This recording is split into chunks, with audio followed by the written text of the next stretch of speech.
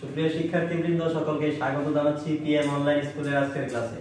তোমরা সবাই জানো আজকে আমরা যে বিষয়ে ক্লাস নিতে যাচ্ছি তা আমাদের বোর্ডে উল্লেখ করা রয়েছে। তোমাদের লাইক, কমেন্ট আর শেয়ারই আমাদের এই ক্লাসগুলো সামনের দিকে এগিয়ে নিয়ে যাওয়ার অনুপ্রেরণা। আশা করি তোমরা আমাদের পরবর্তী ক্লাসগুলো পাওয়ার জন্য অবশ্যই আমাদের চ্যানেলটি সাবস্ক্রাইব করে রাখবে। এবার আসি আমরা আমাদের মূল টপিকসে। সুপ্রিয় শিক্ষার্থীবৃন্দ, তোমরা জানো আজকে আমরা ক্লাস নিতে যাচ্ছি সপ্তম শ্রেণীর গণিত বইয়ের সুনির্দিষ্ট একটা অংশের উপরে। অংশটা হচ্ছে জ্যামিতি এবং তার অনুশীলনী 9.1-এর 3 নং প্রশ্ন নিয়ে আমরা আলোচনা করতে যাচ্ছি। তোমাদের সামনে আমরা একটু বলে রাখি এই বিষয়টা কেন একটু জরুরি হচ্ছে আমরা যখন পরবর্তী ক্লাসে উত্তীর্ণ হব অর্থাৎ অষ্টম শ্রেণীতে, তখন উপপাদ্য হিসেবে আমরা সবার প্রথম যে উপপাদ্যের সম্মুখীন হব ঠিক এই উপপাদ্যটাই আমাদের আজকের ক্লাসে আলোচিত হবে। এইবার আমরা ফিরে আসি আমাদের মূল ক্লাসে। সুপ্রিয় শিক্ষার্থীবৃন্দ, তোমরা জানো আমরা যা সহজ প্রত্যেকেই জানি একটা উপপাদ্যের ঠিক 4টা অংশ থাকে। এই 4টা অংশের মধ্যে সাধারণ নির্বাচন, বিশেষ নির্বাচন, অঙ্কন এবং প্রমাণ, এই 4টা অংশের সমন্বয়ে একটা সম্পূর্ণ উপপাদ্য তৈরি হয়। এইবার আসি আমাদের আলোচনার বিষয়ে। তোমরা জানো আমাদের বোর্ডের মধ্যে উল্লেখ করা রয়েছে, আলোচ্য বিষয়ের শুরুতেই রয়েছে আমাদের 9.1 নামক অনুশীলনীর 3 নম্বর প্রশ্ন। এই প্রশ্নে সাধারণ নির্বাচন হিসেবে আমাদের সামনে উল্লেখ করা রয়েছে কোন একটা চতুর্ভুজের 4টা কোণের সমষ্টি হবে 4 সমকোণ। তোমরা সকলে অবগত আছো আমাদের চতুর্ভুজ হচ্ছে 6 প্রকারের। এই 6 প্রকার চতুর্ভুজের যে কোনো এক প্রকার চতুর্ভুজ নিলেই আমরা প্রমাণ করতে সমর্থ হব। কারণ হচ্ছে এইখানে সুনির্দিষ্ট করে বলা নেই ঠিক আমরা কোন ধরনের চতুর্ভুজ নিয়ে প্রমাণ করতে চাই। যে কোনো ধরনের চতুর্ভুজ নিয়ে তুমি ইচ্ছে করলে প্রমাণ করতে পারবে। যেমন আমরা আমাদের বোর্ডে তোমাদের বোঝার সুবিধার্থে এই উপপাদ্য প্রমাণ করবার ক্ষেত্রে যে একটা চিত্র অঙ্কন করেছি সেটা তোমরা দেখতে পাচ্ছ। এই যে একটা চতুর্ভুজ আমরা অঙ্কন করেছি, এই চতুর্ভুজ তোমরা জানো 6 প্রকার চতুর্ভুজের একটা নির্দিষ্ট প্রকারের মধ্যে পড়ে। এইবার আসি আমরা আমাদের এই উপপাদ্যের প্রমাণের ক্ষেত্রে। আমরা জানি আমাদের উপপাদ্যের প্রমাণের ক্ষেত্রে সবার প্রথমেই রয়েছে সাধারণ নির্বাচন, যা আমাদের প্রশ্নের মধ্যে দেয়া থাকে। সুতরাং সাধারণ নির্বাচন আমরা সাধারণত উত্তরপত্রে লিখি না। আমরা আসি আমাদের সাধারণ নির্বাচনের মধ্যে। সাধারণ নির্বাচন হচ্ছে কোনো একটা চতুর্ভুজের 4 কোণের সমষ্টি 4 সমকোণ। যেমন আমাদের বোর্ডে যে চতুর্ভুজটা অঙ্কন করা হয়েছে সেইখানে রয়েছে 4টি কোণ। আমরা জানি চতুর্ভুজে 4টি কোণ থাকে, 4টি আলাদা বাহু থাকে। একটা কোণ হচ্ছে এ, একটা কোণ বি, একটা কোণ সি আর একটা কোণ হচ্ছে ডি। একইভাবে একটা বাহু হচ্ছে এ বি, একটা বাহু হচ্ছে বি সি, একটা হচ্ছে সি ডি আর একটা হচ্ছে এ ডি। এই 4টা কোণ এবং 4টা বাহুর সমন্বয়ে আমাদের এই চতুর্ভুজটা গঠিত। এইবার আসি আমরা আমাদের বিশেষ নির্বাচনে। তোমাদের বলেছিলাম পূর্বেকার ক্লাসগুলোতে বিশেষ নির্বাচন হচ্ছে এমন একটা অংশ যে অংশে একজন ব্যক্তি কি করতে চায় তার বহিঃপ্রকাশ ঘটানোটাই হচ্ছে বিশেষ নির্বাচন।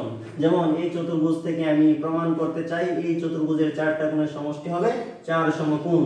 যেমন আমি লিখে বলতেই পারি, মনে করি এ বি সি একটি চতুর্ভুজ, এ বি সি ডি একটি চতুর্ভুজ। এই চতুর্ভুজের 4টি কোণ যথাক্রমে এ বি সি এবং ডি। এই 4 কোণের সমষ্টি হচ্ছে 4 সমকোণ।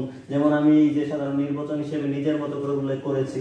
যেমন এই চতুর্ভুজের 4টা কোণের একটা কোণ হচ্ছে বি এ ডি, একটা কোণ হচ্ছে এ বি ডি, একটা কোণ হচ্ছে বি সি ডি আর একটা কোণ হচ্ছে এ ডি এবং সি। এই 4টা কোণের সমষ্টি হবে 4 সমকোণ। এই আমি লিখলাম এই 4টা কোণের সমষ্টি হচ্ছে 4 সমকোণ।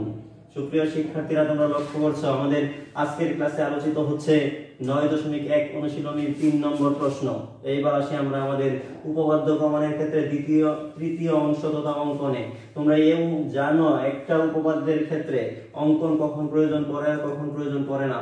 কারণ আমরা কিছু কিছু উপপাদ্য প্রমাণ করবার ক্ষেত্রে অঙ্কন লিখি আর কখনো কখনো লিখি না। যেহেতু আমাদের এই উপপাদ্য প্রমাণ করবার ক্ষেত্রে যতগুলো তথ্য উপাত্ত প্রয়োজন সকল তথ্য আমাদের হাতে নেই, সুতরাং অঙ্কন করে অতিরিক্ত একটা কিছু নিয়ে আসতে হবে যার সাহায্য নিয়ে পরে আমরা এই উপপাদ্য প্রমাণ করতে সমর্থ হব। যেমন আমরা কি অঙ্কন করব? অঙ্কন হচ্ছে এ থেকে সি যোগ করব। অর্থাৎ আমরা জানি একটা চতুর্ভুজের 2টা কর্ণ থাকে।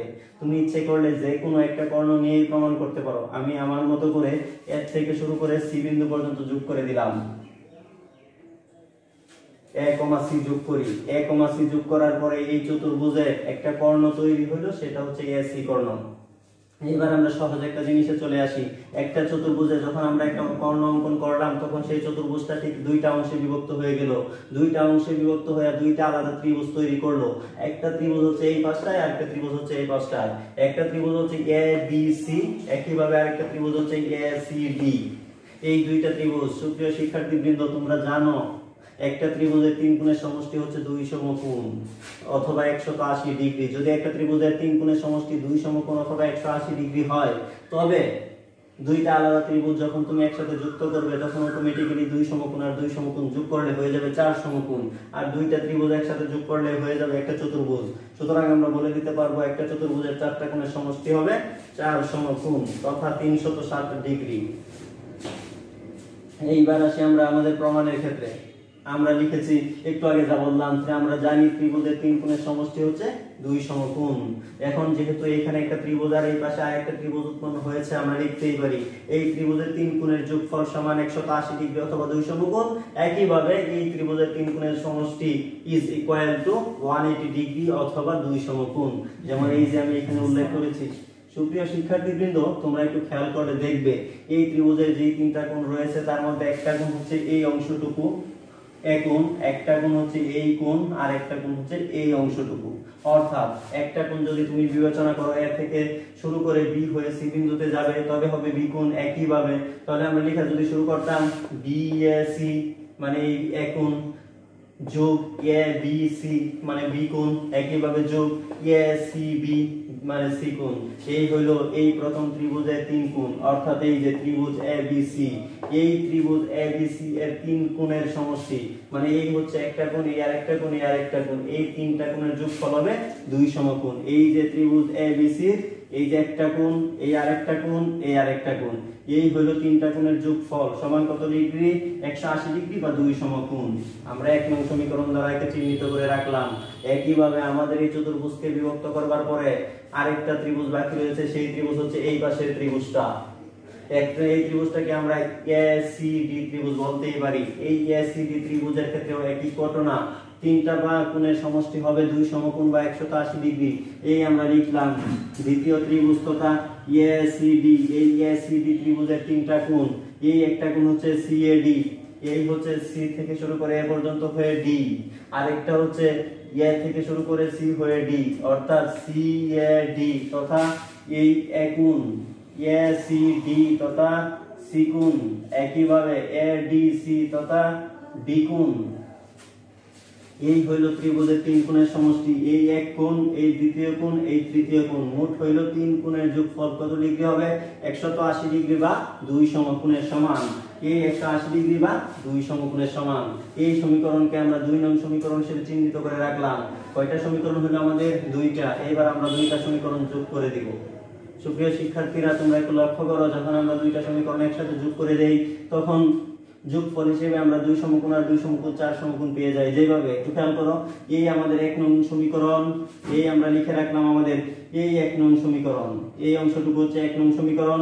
একইভাবে এই হচ্ছে আমাদের দুই নং সমীকরণ, এই দুই নং সমীকরণ আমরা এই মাঝখানে যোগ চিহ্ন দিয়ে লিখে রাখলাম, এই হচ্ছে দুই নং সমীকরণ, এই হচ্ছে মাঝখানে যোগ চিহ্ন।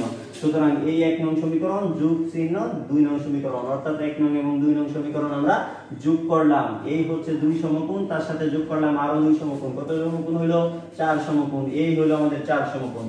এইবার আসি আমরা আমাদের গুরুত্বপূর্ণ টপিকসে। গুরুত্বপূর্ণ টপিক বলতে বোঝানো হচ্ছে এই ত্রিভুজের এর মধ্যে আর ওই ত্রিভুজের মধ্যে এমন দুইটা কোণ রয়েছে, যে দুইটা কোণ একটা চতুর্ভুজের বড় একটা কোণকে ভেঙে আলাদা করে দুইটা কোণ তৈরি করা হয়েছিল। যেমন তোমরা একটু খেয়াল করলে দেখবে, একটা হচ্ছে বিএসি আর একটা হচ্ছে সিএডি। এই দেখো, বি থেকে শুরু করে এ হয়ে যখন সি তে যায় তখন অংশ হচ্ছে এইটা, এই অংশটুকু হচ্ছে এই পুরো এ বি সি ডি চতুর্ভুজের এ কোণের অর্ধেকটা। একইভাবে যখন আমরা এই সি থেকে শুরু করে এ হয়ে ডি তে যাই, সি এ ডি, তখন এইটা হচ্ছে এই এ কোণের বাকি অর্ধেকটা, অর্থাৎ এ বি সি ডি চতুর্ভুজের এই এ বি সি ডি, এই এ বি সি ডি যে মোট চতুর্ভুজ রয়েছে, এই চতুর্ভুজের এই এ যে প্রথম কোণ রয়েছে, এই প্রথম কোণের অর্ধেকটা হচ্ছে প্রথম ত্রিভুজে, আর এ কোণের দ্বিতীয় অর্ধেকটা হচ্ছে দ্বিতীয় ত্রিভুজে। সুতরাং আমরা প্রথম ত্রিভুজের অর্ধেক এবং দ্বিতীয় ত্রিভুজের অর্ধেককে যদি একসাথে যোগ করে দেই তবে আমরা একটা চতুর্ভুজের সম্পূর্ণ একটা কোণ পেয়ে যাই। এই হচ্ছে সম্পূর্ণ কোণ।